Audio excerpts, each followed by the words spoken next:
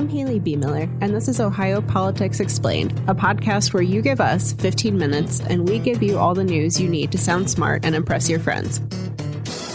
Welcome back to Ohio Politics Explained. Today, we'll discuss the latest with Ohio's cannabis referendum, which teams won unclaimed funds for their stadiums, a request for voter information from the Department of Justice, and why Senator Jon Husted may have to testify in a corruption trial. I'm joined today by Anthony Shoemaker. Hey, Haley, how are you? Oh, it's been an interesting week. Let's start with the DOJ. Last year, the agency asked Ohio for a copy of its voter rolls, including personal information like people's driver's license numbers and the last four of their social. Secretary of State Frank LaRose turned over that data in February after meetings with the DOJ and Ohio Attorney General's office. The DOJ has asked every state for this information, but some are refusing to hand it over because of privacy concerns. Yeah, I mean, some states are suing over this because of privacy concerns. You know, they're asking for, partial social security numbers, other information. But Frank LaRose turned over the information on Ohio's 8 million or so voters. And Ohio's not the only state to do this. There are some others who have agreed to provide the information, but the DOJ said it has sued a total of 29 states plus the District of Columbia now for not complying with this request. So a lot of states led by both Republicans and Democrats have been wary of this. Yeah, and then you also have, the fact that, you have some federal judges in some states, I think, Michigan and California, that have dismissed lawsuits filed by the DOJ about turning this information over, saying, elections are up to the states and not the federal government. Right. And, the DOJ says it has this authority to request this information under federal law. As you alluded to, some federal judges disagree with that. States like Michigan, for example, have tried to provide partial information, stuff that may already be public, but doesn't include driver's license numbers and things like that. And they still got sued because the DOJ was like, that's not everything we asked for. That lawsuit was dismissed, though. So just a lot of different things happening with this. And Ohio, at least, is avoiding a legal fight with the DOJ. Yeah, I mean, the other thing, too, is, the elections are a big issue right now. President Trump mentioned in the State of the Union issues about, election security. So that's going to be a big topic with the off-year, the midterms this year. And, there's a lot of fear about, okay, if the Department of Justice has some national, voter list, right now the states handle all of that stuff. And there's some security concerns around that. Yeah, I talked to the ACLU about this, and they pointed out, there's never been one singular place where you can just get mass amounts of voter data if you're a hacker, a bad actor, and if the DOJ is successful in this effort, that sort of database could exist and could make a lot of people's information vulnerable. But, the DOJ Trump administration has said that their big concern is election integrity. They want to make sure that states are maintaining their voter rolls properly. And I think most significantly for the Trump administration, they want to make sure there aren't any non-citizens on the voter rolls, any non-citizens voting, which, as we know, is a pretty rare occurrence. Yeah, voter fraud in general is pretty rare. Our next topic is Senator Jon Husted. Husted will likely testify next week in the corruption trial of two former First Energy executives. As a reminder, Chuck Jones and Michael Dowling are accused of bribing a top public utility official as part of the House Bill 6 scandal. Husted and Governor Mike DeWine, along with some other big names, were on the list of potential witnesses for this trial. Do we know why the defense decided to call Husted?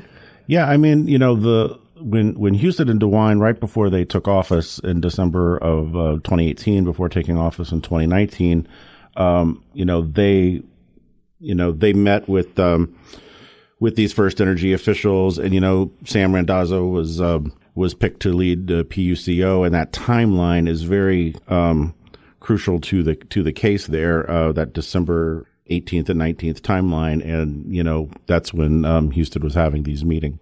Yeah, and Husted's name has come up a lot during this trial and throughout the course of the House Bill 6 scandal, but he has never been charged with a crime. He's never been sort of outright accused of any wrongdoing, nor has Governor Mike DeWine, but Husted is up for election this year, and I have to think that him testifying in a state corruption trial is going to be fodder for his likely opponent, former Senator Sherrod Brown. Oh, yeah, absolutely. And, we still don't know yet if Senator Husted is going to be testifying in Akron in person or remotely. Yeah, Husted's attorney had requested that he be allowed to testify remotely because of the ongoing conflict in Iran, so we'll see what happens there, but either way, it sounds like we're going to be hearing from him. Yeah, and there's probably a 100% chance that this ends up an election issue.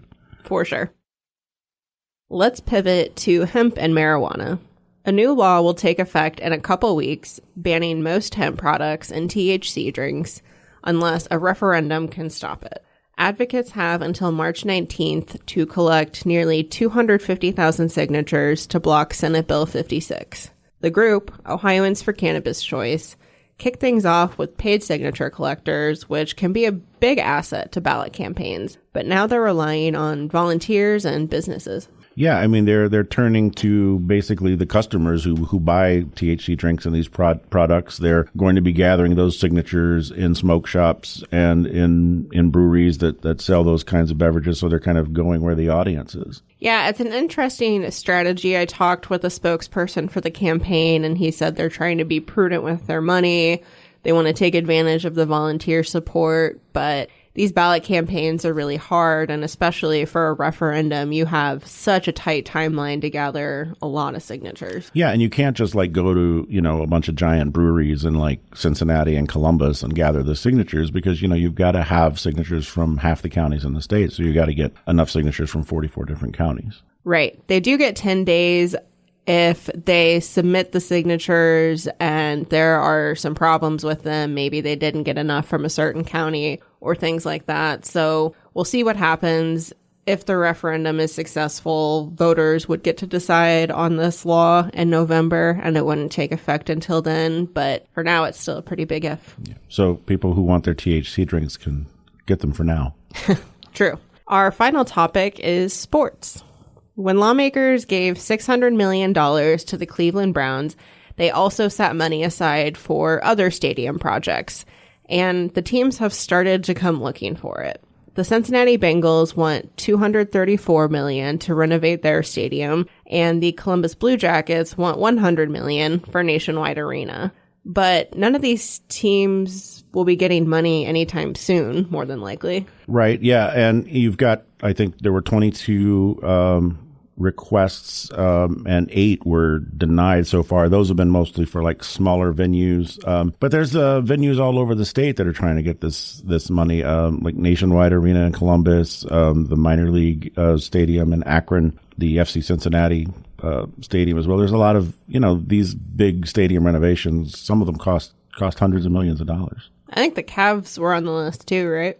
I think so, yeah. But there is an ongoing lawsuit over this money. The lawsuit says that Ohio can't use unclaimed funds to pay for these projects. This was a big debate during the budget last year because critics of this said, hey, unclaimed funds belong to the people of Ohio. It's literally their money. But the law that was passed, does apply this only to unclaimed funds that have been sitting there for a really long time and haven't been claimed by people. Yeah, and another thing that's kind of interesting is all of these requests put together add up to about $688 million, which is just a little bit more than what went to the Cleveland Browns by themselves. Yeah, so it'll be interesting to see what projects the state prioritizes. I would imagine Bengals are near the top of the list, but who knows? You would think the Bengals would say, hey, we're only asking for this much. You gave, Cleveland a lot more than that. Right.